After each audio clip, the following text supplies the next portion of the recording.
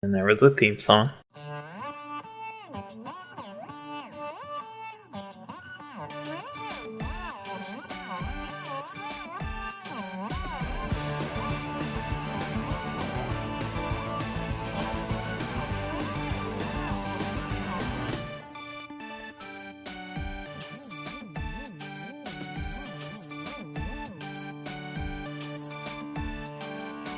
Hello, everyone, and welcome to Double Issue. That's what we're calling it. This is the second episode. I am Quentin Pongratz, and I'm joined here with my co-host, Daniel Poole. And just like last time, we're gonna bring you a couple of stories set in this universe we're creating issue by issue, and we're gonna talk about this world that we're creating them in. That's right. Our beautiful little superhero universe. We should probably come up with a name for the universe. You got any bright ideas for that? Nothing really hit me. And I'm really bad because I usually just name my worlds the same thing every time. Just something with a C at the end. Something with a C at the end? Yeah, like a cloud sea, dust sea. Oh. I just keep reusing the same one. Superhero Ocean. Have you been watching anything to get ready for the show? No, I haven't even seen the newest superhero stuff. Justice League just came out, and I still haven't seen Thor Ragnarok. I did go see Thor Ragnarok. Oh yeah, what'd you think? It was pretty good. It's one of those things where I was down to complaining about like costuming. So like, my overall critiques were pretty light. All I've heard about it is it's the best superhero movie ever. Yeah, I mean, it's fun because it breaks the mold a little bit. Like it deviates from the general superhero movie path. But there were still some things that were like, basically, it was still a Marvel movie, but there was a lot of fun differences. I don't know. I don't want to give too much away, but the costuming and the world building and the music lineups and the actors were all really just great. Yeah, I know it's based partially off the Planet Hulk storyline. Yeah, which I actually read that when it came out. I don't remember much of it, but wasn't there something like someone owns the rights to Planet Hulk, so they couldn't call it that? Oh, I don't know. I think another studio owns the rights to a Hulk movie on its own. Oh. Like Universal still owns the rights to doing a Hulk movie. That's why they've only had him in other movies and not his own again. That makes sense. I think Mark Ruffalo might finally be the right person to get a Hulk movie correct. And we won't get it. Well, man, I wanted Edward Norton to be such a good Hulk movie. I liked it, yeah. But it also now doesn't really fit in with the rest of them. No, not really. Some people argue that you don't really want another Hulk movie. The Hulk is good just because he's like limitedly used in everything else. Yeah. Well, that's kind of like Doctor Strange. I really like Doctor Strange. But then it was just fun having him just show up in other things. It's like, oh, hey, what are you up to? You want to get into the stories? Sure. It's my week to go first, so I guess I'll do just that. All right. The More Amazing Richard. It's hard to number how many things I've invented. How do you count them? Take my cryotech items. I started with the standard freeze right here. The Amazing Richard, as he calls himself, picked up a bulky weapon and flipped a switch. It whirred, and the metallic gun became accented with the predictable blue lighting we've come to associate with chilling and freezing devices. I invented the technology inside of this expressly for this gun. When I repurpose those ideas and create a freeze grenade, is that a second invention? What about when I went further from the original idea and made the frozen katana that killed Fireman? You remember that guy, right? What a dumb name. He had to have known that a fireman was already a thing, and puts fires out, not started them. He sighed before turning his monologue back to his original point. This wasn't the first time I've listened to villains revealing their grand plan to me. Many of them go down the path for recognition, and kidnapping a reporter and making them listen to you and your plan is certainly one way to get some attention. I couldn't not write about the experience, and I could usually guilt the hero that stopped their plan into an exclusive interview once the whole thing was over. This time was different, though. I had been trying to get an interview with the Amazing Richard since the failed conclusion of his zombification scheme. I tried to get access to him while he was in the mountain, but aside from it being an insanely tough prison to get into, he replied to one of my letters with, "Once I'm out," which I read at the time as, "over my dead body." He got out a lot sooner than anyone expected, though. In conclusion, the number of things I've invented numbers between 100 and 1,000. Though I suppose if you include the number of things people invented with my technologies as a base for their work, that number could be another magnitude of order higher. I checked to make sure my recorder was actually doing its job. Turns out the recorder not working in the last interview with Amy Dangerous before the time she disappeared for 3 years is enough to develop a compulsion. Everyone wants to know the exact words and not just your recollection when something like that happens. What would you say are your favorite and least favorite of your inventions? He looked into the distance to put some thought into the question. It's easy to forget how large he is when you see him on television because most of the heroes are just as massive. Perhaps a better question would be of which you are most and least proud. He turned to me and sat down. That I can answer more easily. Of course, I'm saving the one I'm most proud of for the end of this interview. I really want to end with something good, and this one is great. He smiled, his purple, or perhaps blue lips parted to reveal those white teeth. Posts online argue about the actual hue of his skin, the theories ranging from the obvious ends of the spectrum between blue and purple, but more outlandish theories suggest his skin changes, and that's why no one can agree on the color, or that the true color of his skin is found in a higher dimension, and we can't even comprehend the true color. His smile broke after a moment. His constantly thinking mind found an avenue where his answer was not as correct as it could be. The one I'm most proud of changes, though. I think I'm always proud of whatever my current project is. If you had interviewed me before the mountain, I would have said, what is it they're calling it out there? The zombie machine? I'm sure that would have been my answer then. And the least? Whatever was left over of his smile vanished now. He looked into my eyes and I didn't flinch away. It was hard not to, but I had learned that those moments where your interviewee looks into your eyes for that extra thing they need to answer the question, whether that thing is understanding or sympathy or pity, whatever it is, they'll only find it if you give it a space for it to be found. He broke eye contact and left the table as well as the room. As long as I had been aware of the news, they had been calling him the Terrible Dick instead of the Amazing Richard. It isn't hard to hate the guy. He does most of the work himself. People speculate about his origins. Is he an alien from space? Is he a government test gone wrong and escaped? Is he from a parallel dimension where everyone is an asshole and he really is the Amazing Richard there because all social norms are in the reverse in that place? Everyone has a different theory, even if it's just a slight variation. The one thing they can all agree on, though, is how much they despise him. He walked into the room and set a glass container on the table. Inside the container was a model city. It didn't sprawl because it didn't have the room to, but it rose to fill the container. The height of the buildings would have been awe-inspiring if they had been the full size.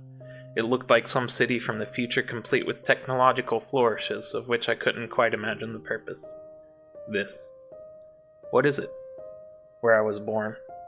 Where I was from, well, I don't really care to get into the specifics, but we were facing a calamity. Something big enough and dangerous enough to take out the whole planet. Just like now, I loved science and inventing things. I was part of a team and we were tasked with finding a way to stop it. Everything we came up with wasn't stopping it, but I found a way to escape. I had developed a way to rip a hole in the fabric of space-time. The problem was the amount of time this rip stayed open for was quite small. I could escape, but to evacuate the whole planet in this fashion was infeasible. So instead of finding a way to scale up my technology, I had the idea to scale down the people. It was a great idea, but I didn't think through the implications. You shrank down the city, but you never found a way to blow it back up, is that it?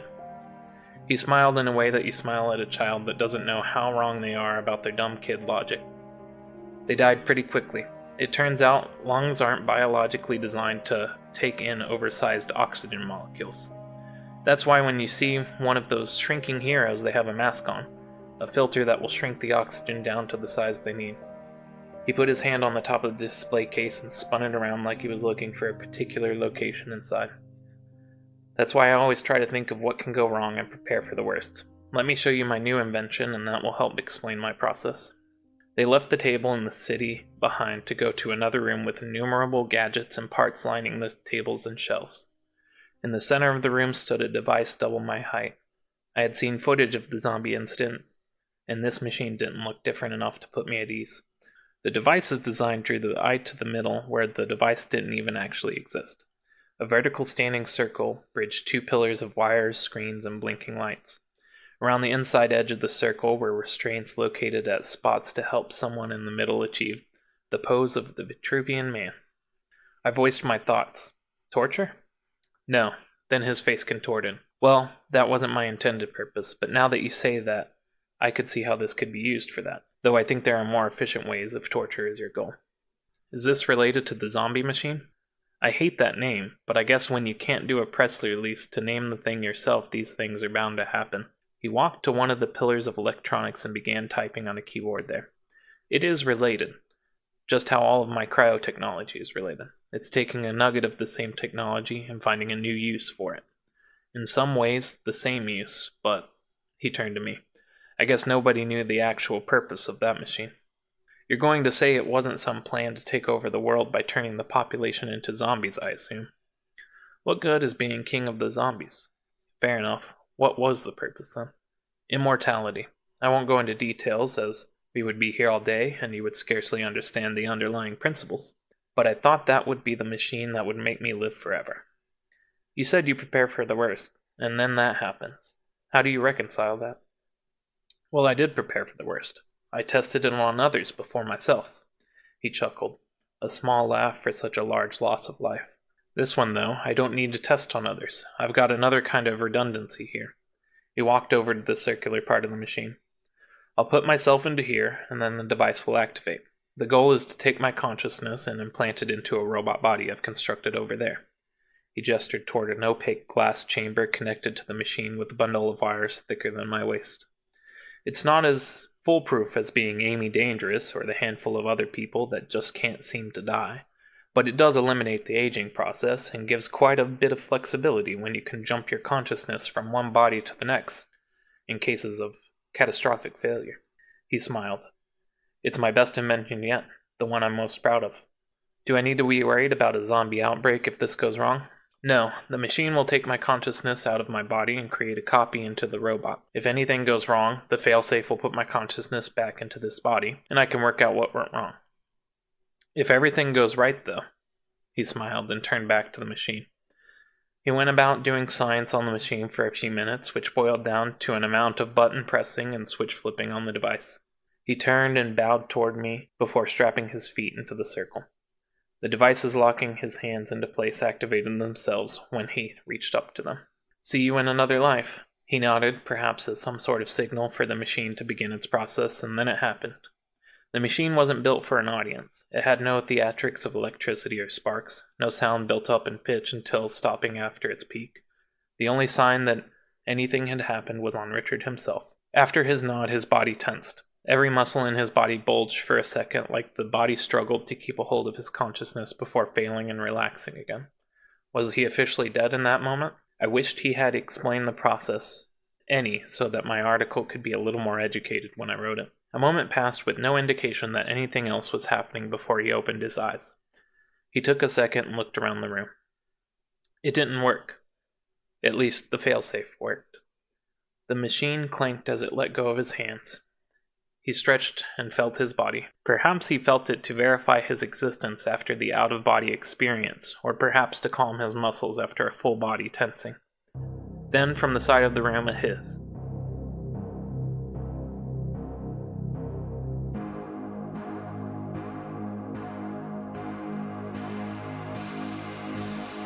We both looked over to see the opaque container opening. From the tube stepped a man almost identical in appearance to the flesh and blood man still strapped into the machine. The form was the same, but something didn't quite match. The color of his skin didn't seem to capture that quality that everyone debates over. It worked, the Flesh Richard asked, as the Robot Richard declared the same. Flesh Richard's hands darted down to his feet to free himself. Machine lock, Robo Richard ordered. The machine clicked in response. Machine unlock. The machine responded to the same voice from a different location, and Flesh Richard was able to get his right leg free.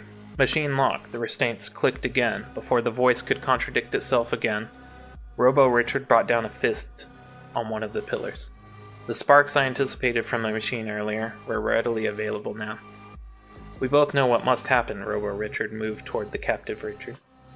We could work together, two minds. I know the biological instinct to live is strong, but think about this from my perspective. It shouldn't be hard. Flesh Richard gulped. This isn't death. This is fixing a glitch in the process. Flesh Richard nodded. Robo Richard grabbed the top of his head and began to squeeze. The skull gave resistance, but in the end, the robot fingers proved superior. I screamed at the sight of the gore and realized I had been wanting to react all along, but had been unable to do so. He turned to me. He flicked blood off his hand and approached. Don't worry about any of this. I'm still me. He tapped his chest when he said me to emphasize his point. It left spots of blood on his chest. You just witnessed a grand piece of science and history all in one moment. He chuckled. Shall we go back to the other room and continue the interview? I imagine that guy over there will be pretty distracting. I smiled nervously and followed his lead. The end. For now...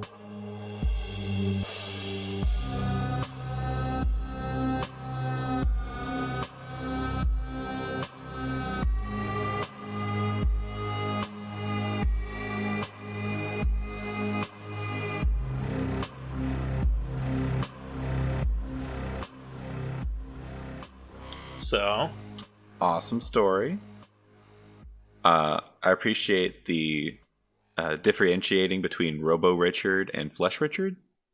I felt weird writing Flesh Richard every time I wrote Flesh Richard. Yeah, I was thinking of some double entendres with that. But no, that was good. So, is he kind of a brainiac now? Like, could he have multiple robot bodies? Yeah. He's got, like, the consciousness uploaded now. And so part of his plan is, if he dies, he has the consciousness, like, he could make another robot body to upload into if something happens, the catastrophic failure. So I guess the real question is, if you replace the axe handle of your supervillain, and then later you replace the axe head of your supervillain, is it the same supervillain? Or is it a new supervillain? Yes. Okay. I'm glad we cleared both that discussion up. I guess my big question from this is, what was the zombie incident? I don't know exactly. Yeah. But it's got to be something. Like, he had this device and he wanted to make himself immortal. Right. So part of that involved, like, taking out someone's being or something. I think it was similar to this. Except I don't know, robotics wasn't involved or something. So I think he turned on this device and it just started sucking out people's humanity, maybe. I'm thinking it's not exactly zombies. Yeah.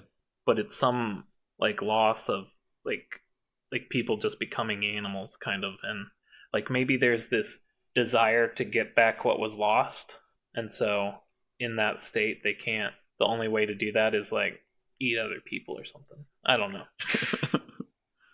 Okay. But that was the gist of what I had picked. Yeah. That'll be fun to explore that some more. Who is this person doing the interview? Is that a new reporter character? I don't know much about her, other than she's been kidnapped multiple times. Okay. I have a first name of Blanca, but I don't know last name. Cool. And I really like the little city. Like, that was one of my favorite parts of the story.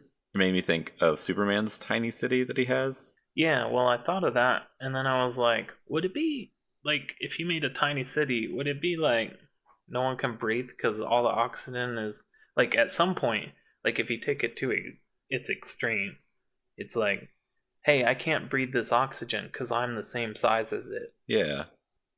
Yeah. My fear with Superman's city, because I know there's more in the comics about it, but I was always like, man, what do they do for, like, food? Like, how long could you have a city in a jar before everyone just, like, eats each other and, like, turns into Mad Max? Yeah. But I also like this idea of the Amazing Richard isn't entirely truthful. Yeah. So I don't even know if this is his home city or where he's actually from or anything. Like, this could be a city he went and captured. This is someone else's tiny city. Like, he wanted to go see what would happen if he shrank a city, and he's like, just as I hypothesized, they all died. That was a very good way to kill them all and put them in a jar. Yeah. Or maybe it is his real city. I don't know. I like the idea that you can't really trust what he's saying. Yeah.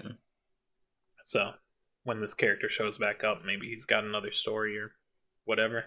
That'd be kind of fun if he tells a different origin story every time he shows up. Yeah. Kind of Joker-esque. Yeah, that's what I was imagining. But I mean, there could be nuggets of truth in whatever he says. Yeah, for sure. Oh, crap. I didn't put in a thing in the story I really wanted to put in. Oh, what was that? I wanted to have a part where he's like, and now, with this robot body, I'll be able to chew this gum I invented that never loses its flavor. Because while it's great when you can invent some gum that never loses its flavor, the problem then, the limitation then becomes the jaw.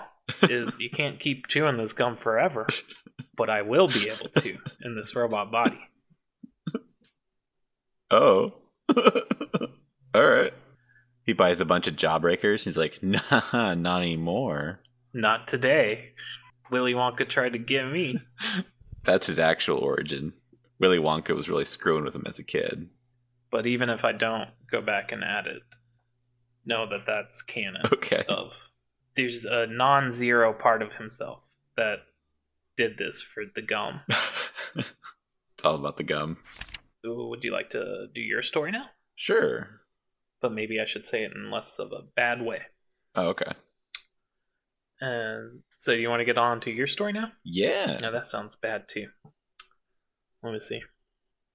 All right, Daniel, your turn. All right. Well, my story is Aster, Issue 1. Do you know what they call a quarter pounder with cheese on Centauri Prime? Asked a bemused teen. Her neon yellow school uniform reflected in her stark blonde hair. It made her smirk glow with an unnatural gold in the afternoon sun. Let me guess, a young boy in matching uniform said without looking up from his communicator.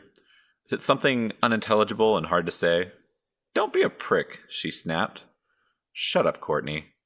Don't call me that. Courtney is my Earth name, she said, floating to his face, noses pressed together. Oh, my mistake. The boy ran a hand through his dark brown curls. Sorry, I mean, shut the hell up, Aster. Her hands were around his collar of his jumpsuit, and they were 100 feet in the air before he could catch his breath. His sunglasses ripped off his face by the sudden thrust. They spiraled toward the ground. She shook. The air became thin. He gasped. What are you going to do, Tari? I could drop you. Say it was an accident. He laughed weakly. And how exactly did I accidentally get up here? Flap my arms? Lightning glinted as her teeth grounded back and forth. She dropped him. He kept eye contact with her as he fell. She watched him drift back towards the rooftops. Below on the ground, a frail hand picked up a broken pair of sunglasses. Looking from side to side, they searched for the rooftop. Putting down a bag of junk food, they looked up. They saw the limp body falling to the ground.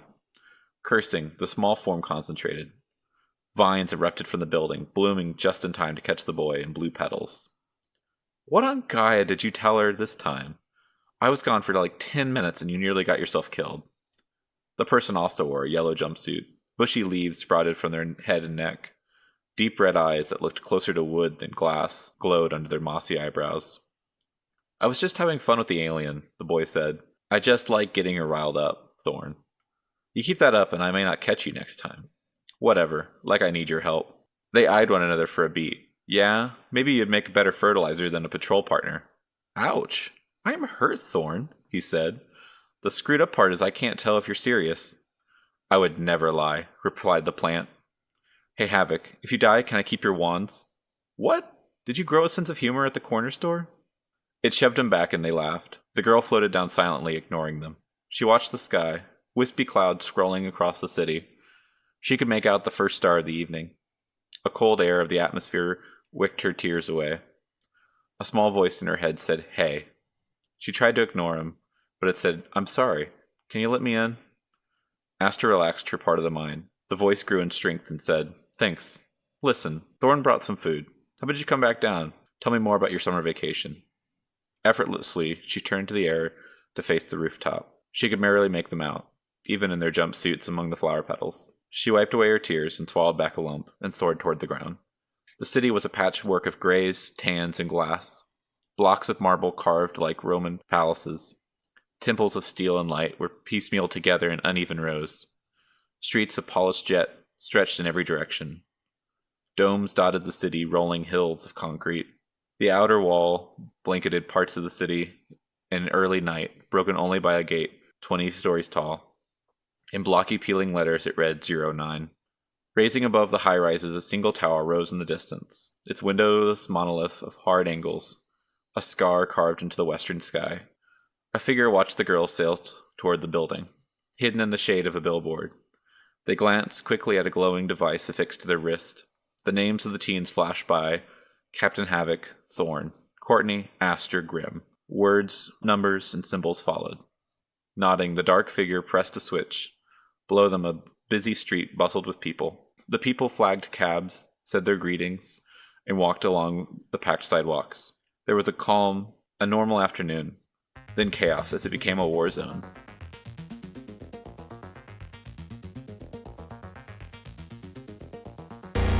Six massive robots burst from the street. Cars careened into one another, attempting to maneuver out of the way of the machines. The crowds cried out in fear. Unfolding from the asphalt, mechanical men took tentative steps towards a nearby bank. They stood 2 stories tall. Their bodies were rough cubes with hard edges. Spindly thin arms and legs carried them in lazy, stiff strides. Holding their arms out straight, they burst into the bank through plate glass. They stooped to crawl into the lobby. Havoc tried to swallow a bite of an oversized burrito. He said, "We're up, team," through chews of burrito. Aster gracefully dived off the roof and stayed low to the ground, skimming the road by inches. Thorn jumped onto a wave of vines. Havoc took a few steps back, got a running start, and leapt from the building. In midair, he drew 2 gnarled wooden handles from leather holsters on his hips. Pointing them at the ground, a wave of cold darkness emitted from his arms, slowing him down. Havoc ducked and rolled into a sprint. Inside the bank, the robots swatted away security and broke through the teller line. They gathered at the vault, their powerful arms thrust into the wall and took hold of the steel-reinforced container. Together they heaved till the cylinder came loose from the concrete. 4 of the robots took a hold of the container like palm-bearers. With effort, they marched toward the entrance. "Hey, bolts for brains." A blast of dark energy cut through the lead robot. It took 2 steps toward the source before every joint fell into a pile of rubble. Cogs, gears, and springs scattered across the smooth marble floor. The second robot braced for an assault. It dropped to a knee and held an arm out in front of itself. Vines broke up through the ground beneath it. They closed around the robot, snapping it in half. More vines drew the robot back into the earth as it clawed at the sides before disappearing. The robot holding the vault kept marching forward. A wind flooded the room as Aster flew through the open wall. She brought 2 fists down on its head, crushing it into the crumpled U-shape. The machine reeled back from the force, waving its arms before falling over. The vault slipping from the other 3 robots. Letting go, each rushed the teenagers. From the shadows, the dark cloaked figure brought a menu up on her wrist computer. Code whizzed by. The 3 remaining robots blinked before charging into a fight. Captain Havoc drew his wands and fired another blast of dark energy. The wave passed through the robots with no effect. The robots kicked him square in the chest. Thor summoned a flurry of vines to hold them back. The vines wilted and withdrew as the machines grasped them. Aster drew her fist and threw her full weight into a punch. Her hand crumpled at the touch of the steel chest piece. The force broke every finger in her hand. The robot watched her, and then tore her other arm clean from her body. Lastly, it kicked her clean of the exit. Thor ran to her side. The machines assessed the heroes. They took up the vault and began sluggishly carrying it out of the bank. Havoc tried to stand but coughed blood. Aster faded in and out of consciousness. Thorn swore vigorously. Out of the shadows, a figure appeared. "Looks like you could all use a hand," said the figure. She wore a bright purple suit with silver armor plates on her arms, legs, and belt. A breathing mask covered her face. A large silver E was emblazoned on her chest. One of the robots went to step on her, but she stepped to the side. It drew its arms above her head. Its forearm was larger than her entire body. Bringing it down, it stopped at her touch.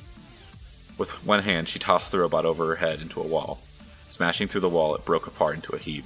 The remaining robots took the vault and hurled it at her. Breaking it into a dead run, she backflipped over the vault. It crashed into the streets outside. Using her ARM computer, she rapidly wrote a line of code. Hitting send, the robots blinked and took a swing at the mystery woman. She weaved and dodged at their assault. She ran towards an opposing wall and ran up the surface. One of the robots followed her, its arms swept towards her, missing by inches. Pushing off the wall, she took a hold of the robot and threw it into the other, both crumbling into millions of pieces. She took a series of calming breaths. "Is she okay?" the woman asked. Thorne nodded slowly. He said, "She's unconscious, but I think I stabilized her. She's a Centauri, so she should be fine." There was a loud clapping at the entrance to the bank. A 7-foot-tall woman was grinning from ear to ear. Next to her was a shy teenager in a yellow jumpsuit. The teen ran at the side of Aster. Well, well, not bad. I don't know if we've had the pleasure. I'm Bison." The tall woman held out her hand. "Echo. Charmed, I'm sure," the purple woman said. "Are you new in town?" "Just arrived." "Well, good thing you did," Bison said, taking in the scene. "Hey, Captain, what the hell happened?" The boy took a shaky step, holding his stomach, and said through bloody teeth, "It's the weirdest thing. They adapted. It was like 1 minute we were fine, and then the next we couldn't touch them." "Whatever, rookie. Looks to me like you just got your ass handed to you because you were sloppy." "Oh, screw off, Bison. You have some nerve calling anyone sloppy after what happened with the kaiju last week." Bison was suddenly a foot taller. She pressed a heavy finger in Havoc's chest, pushing him back. She said, "What's that, rookie? What's that?" He looked down at her finger, only to have her drag it up to his nose and shove him over. She threw her head back and laughed. "Oh man, you fell for it, huh? Oh, Dennis, your dad is gonna bust a gut." She wiped a tear away from her eye. "Oh, that was too good. Hey, get your tank to a medical center. Yo, Echo, we should take you to the Central Citadel. Get you registered. Can't have you running around town without a license." The women walked toward the hole in the outside wall. Bison smoothly put an arm around Echo's shoulder. "Afterwards, I can show you the best shawarma place in New Norville, if you want to, Echo." "I think I'd like that." Bison looked back. "Come on, Wisp. She'll be fine." The teen gave Thorne a reassuring shoulder squeeze and ran after her partner. Havoc walked over to Aster and collapsed next to her. He leaned over. The girl's eyes fluttered. He thought to her with all the strength he had left. "Hey." She thought back. "What's up?" The captain produced a burrito from his utility belt and thought to her, "I saved you a burrito." All three teens laughed. The end. For now.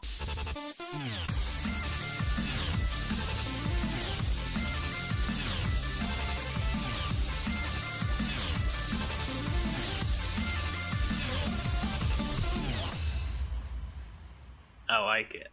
Yeah, I thought it was fun. I got some questions here for you. Yeah. So this took place in the Citadel, like the Bison and Wisp story. Yeah. Man, you picked a Wisp. I did. The Bison and Wisp story. It's just all one word there. Yeah. Bison and Wisp story. She should change identities at some point so I don't have to call her Wisp anymore. Oh, the Wisp. You used to be the Wisp. Now you're easily pronounceable. Now you're Face Puncher. That's much easier to say. Now you're Jet Blaster. There we go. So I didn't recognize it was the Citadel right away. Was that on purpose or was I just inattentive? No, I mean, I mentioned whenever Aster's like flying around that she sees the tower, and I like alluded to the gate from the last story. Yeah. So in the last story, they were outside the gate, and this time you're inside the gate. Okay. Yeah. So I need to develop that better for a sense of place. No, I mean I think it'll come. Yeah. I like the monolith, or not monolith, but the monolithic tower, I guess. Yeah. You got any lore for that, or is that like still in development? It's still getting developed, but I think that's going to be the Citadel. So I'm hoping to do some more with that in the future. Okay. And do you know much about these aliens? These I like to call them centaurs, but I guess in the story they're called Centauri. Yeah. I've got some ideas for these guys. My original thought was that they're just kind of like low-level Supermen. They can fly and they're strong and are hard to kill. But I didn't want them to have like breath weapons or like other weird stuff. My idea was that like there's a large colony of them nearby Earth, or like a good-sized colony. And so just over the years they've like integrated some onto Earth, and whatnot. So now, is it exactly like Superman, where they're like, we're normal people over here, but we're super people over here? That was one thing that I really don't like about Superman. So I was gonna say not. I was gonna say they're just always super. I do like the idea of that, though. We should have some people like Yeah, that. that's fine. And because I like the idea of perhaps everyone wanting to come to Earth, because, like, why would I want to be on my normal, like, hey, this city over next to your city, everyone can fly there. I was like, well, I don't want to live here. I want to live over there. If I move to a system with a yellow sun, I could do awesome stuff. For whatever reason. Yep. Or like maybe there's like a lottery, like one person every year gets picked. And it's like, you get to go be a superhero on Earth. Oh, superhero tourism. We got to have some race like that. All right. Did you have any inspiration for this one? Or? Yeah. Whenever we said robots, I instantly thought of the Mechanical Monsters, which is an episode of Superman from 1941, I think. And it's just this ridiculous thing where, like, these giant boxy robots break into, like, jewelry stores and are just stealing jewels for this mad scientist. And I just really like that cartoon. So it's like, I need to try to make some allusion to that. On the last one, we had a bit of the hierarchy. Yeah. Like, Minotaur was above Bison. Yeah. Bison was above Wisp. Right. And it seemed like Wisp was kind of like a new person. But these people are even, like, fresher, it seems. Yeah. So I'm imagining these people are, like, in superhero high school. And this is, like, part of their, like, lab class where they have to go out and, like, do a patrol. And, like, ideally would have to write a report or something about this whenever they get back to school. But then, like, Wisp just graduated. And so she's just got her first partnership. Okay. Sort of like a Jedi type apprenticeship. Yeah, I think just depending on the superhero. Maybe there's some, if there was like a Batman, maybe he would be fine to just get his license and like maybe do a really short, just make sure he's not crazy kind of apprenticeship. Whereas like Wisp works better maybe in a team. They're like, yeah, you should just work with Bison for a while. And I think I'm going to try to do more stuff with like, they have like classes kind of like MMOs. If you're a healer class like Thorn, maybe you do better with like some other superheroes that like help you out. Yeah, you did mention something about your tank or whatever. Yeah. Are you ever going to write a story that's not in the Citadel? Yeah, I'm working my way there. I've got some story ideas for superheroes outside of the Citadel that are like indie superheroes. Oh, I mean, don't give away the gold. Oh, sorry. I was just thinking like Daredevil level heroes that I was going to play with at some point. I think before you do another Citadel one, I've got to do a Citadel. Okay. Is this the part where you just never write a Citadel story then? No, I will. How do we want to start the deep dive? Oh no, did me saying that already start it? It might have. And let's discuss robots. Yeah, so no one in our stories got super impressed by the fact that there were robots. So I imagine that they're a little more commonplace, but Yeah. how common do you think? How common is probably a good place to start. It's modern day, but it's also modern day and superheroes. Yeah, like they've got chrono guns and Chrono guns? wasn't that in didn't I think a chrono gun might be a time gun, but he might have one of those also. cryo gun. Sorry. Yeah. I mean, there are people like the amazing Richard, and there's probably other inventors like him that are progressing the field of robotics more than our own world might. So robots are definitely a little more common. Yeah. So it seems like superheroes are pretty common. Do you think superheroes or robots are more common? Ooh. I guess it depends on if we want to have... Are there like a maid bot? Maybe for like super Because I don't know if I want to do a society totally integrated with robots, but I do like if there was enough robots to have the question of like, are robots people? Yeah. The answer is at some point yes. I wonder if there's been like if there were enough robots, is there enough mass for like a robot uprising? And if so, what happened with that? Like, could they have made their own city? Like, robots were more common, and then all of them were like, "You guys treat us pretty bad, so bye." Well, and I always wondered, like in the Matrix fiction, like there's a robot city, but I was like, wouldn't they just all go into like a server and just have like online life? Sorry, are you asking if the robots in the Matrix would create the Matrix? Because I think the answer they did. Yeah, but I meant like you see in like the Animatrix movie, there's like an actual robot city where like Yeah. robots walk around, and I was always like, man, it just seems like a lot of work when they could just be in the Matrix. Well, I mean, once they have a body, Yeah. you don't want to get rid of your body. Like that, there's that existential part of Richard's experience. He knew that in the other, with the shoes on the other foot, he'd make the exact same decision because it was him. But he also knew that no one wants to die, even if it wasn't really a true death type experience for him. Yeah. Do you think there has been an robot uprising, or are we building to one? I just really like a robot city. Yeah. That's what I want, no matter if it's now or later. I like the idea of a robot city. Okay. Do we have any robot superheroes? Maybe the robot city sends a robot superhero as like a goodwill ambassador.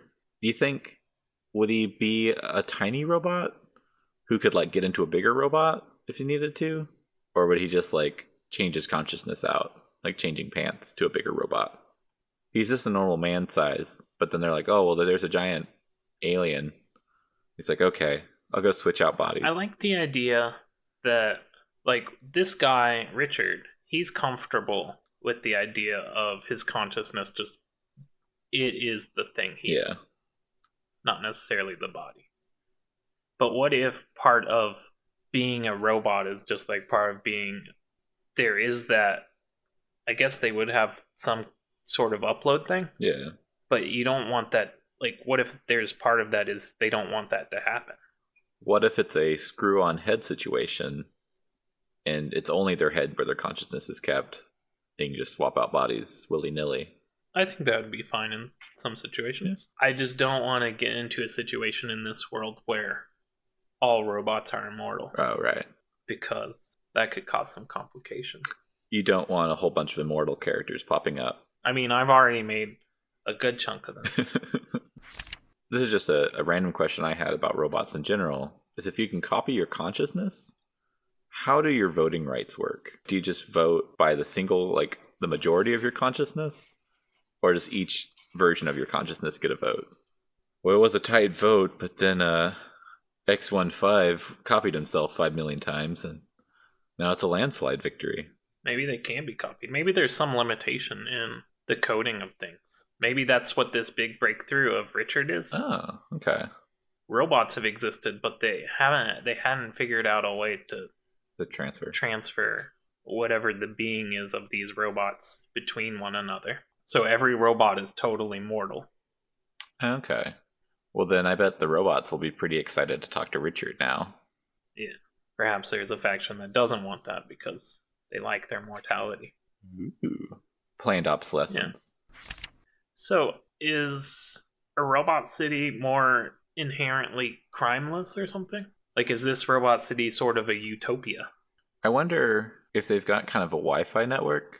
If, like, someone commits a crime, everyone already knows who did it, and they could already, like, just automatically, like, well, you're done. Or, like, would you be able to see from their programming, like, he's gonna commit a crime, so we can fix that coding now? That seems scary. Yeah. But if you're a robot, maybe that's okay. What if there is this Wi-Fi network type thing? It does prevent crime because no one can get away with a crime as long as you're on the network. So there are people that have gotten off the network. Oh. So there's like an underground type thing there. Yeah. And perhaps some people get off the network to like, I'm going to go live amongst people. I've had it with our weird dystopic utopia.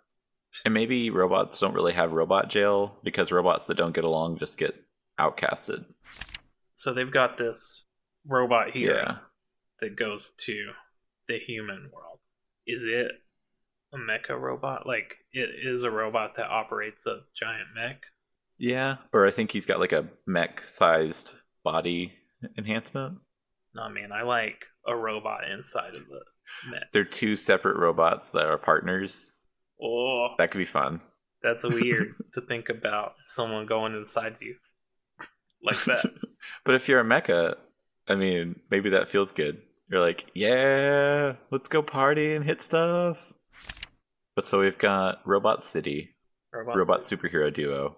Yeah. Limitations on robot conscious transfer. And there was some robot uprising war type thing that had got resolved by there being a robot city. I was just had the thought of like the robot war starts, but the robots are so polite and efficient that the war is like very quiet. What about location of the city? Do you think it's located in a place that a city can't typically be? Ooh. Yeah, like if they're in like Antarctica, it wouldn't. Like we can live here. And no one else is like really going to worry about fighting them for it. Yeah. And they wouldn't have to worry about heat problems. Yeah. Just cold, but maybe some big name super scientist on the good side, like a Reed Richards type figure, helped them figure out how not to freeze everything. That sounds. So that was part of the truce or something. What's our prompt for next week? Or the prompt for next what's our prompt for the next episode, I should say. Oh yeah, I guess it won't be weekly. Prompt for the next episode is reflections. Oh. I just realized that I had ideas for a story, but they were all based in the Citadel city. So I'll have to you can't do play that. with that and think of something new. Do you want to say your Twitter and stuff? Yeah, you can find me pretty much anywhere online at Gwair. That's GYWAIR. I'm on Twitter, Instagram, YouTube, all those places. I don't have much on my YouTube right now, but Twitter you can probably find me a whole lot. And I'm also got a website called calculatingnormals.wordpress.com where I just chat and do weird stuff. All right. See you next time, and I'll hit everyone up with that extra outro that I record later. The end. For now. Justice League just came out. Way to date the recording past, Quentin. I guess I should do my thing now. Here's the names of the musics. Freeharmonics by the Freeharmonic Orchestra. Dreams Are for Living by Daniel Birch. The Dweller on the Threshold by Nihilore. Caught in the Crossfire by Daniel Birch. And Drive by Alex. All songs are edited down as needed for the podcast and used under their Creative Commons licenses. Links to the songs and the people that made them are in the show notes. Our show art is done by Lisa Prather. You can find her website at lisapratherart.com or on Instagram with the same name without the .com bit. You can find us on Twitter at Double Issue Show. Our website is doubleissue.show. We got some Facebook at facebook.com/doubleissue. And our email is doubleissueshow@gmail.com. We'd love to have questions about the universe that could fuel further world-building discussion, especially if you see a plot hole. I mean, we'll probably deny that it's a plot hole, and then hastily come up with something to cover it up in the next episode like we meant to answer it all along. Then we'll read your email on the episode after that, and chastise you for not having faith in our narrative chops. Alright, Daniel, hit us up with that timely outro. Hold up, I gotta go chase someone off a Christmas tree.